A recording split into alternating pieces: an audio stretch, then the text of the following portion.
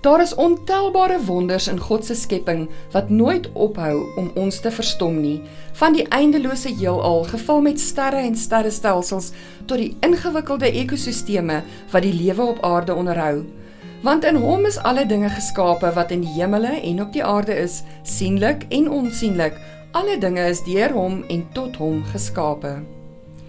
Oorweeg die rykdom van minerale wat wag om ontdek te word, of die verskillende ordes van diere en voëls wat elkeen 'n unieke rol speel in die lewensiklus. Die Bybel noem ook die onsigbare dinge wat ons herinner dat die hele skepping 'n doel het bo ons onmiddellike begrip. Die Bybel verklaar dat al hierdie wonders deur hom en vir hom geskape was. Kosbare minerale soos goud, diamante en uraan en noodsaaklike hulpbronne soos olie het almal 'n uitwerking op ons lewens hier op aarde.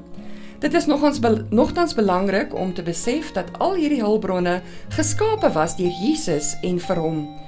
Beide die sigbare en onsigbare aspekte van ons wêreld bestaan uiteindelik om hom te vereer, nie slegs om in ons behoeftes te voorsien nie.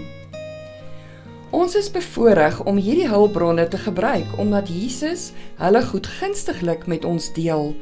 In ruil vir sy ontelbare seëninge, vra hy ons om sy eienaarskap te erken deur 10% as tiende, saam met ons offergawes terug te bring. Hierdie gebruik herinner ons dat, in plaas van eienaars, ons slegs rentmeesters van sy gawe is. Is dit egter nie snaaks hoe ons somtyds in die versoeking is om terug te hou wat regmatig aan hom behoort nie?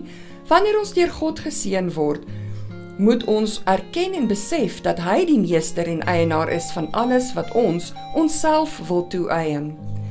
Terwyl ons sy eienaarskap erken deur ons tiendes en belofte offergawes terug te bring, laat ons begeertes laaste stel en God eerste.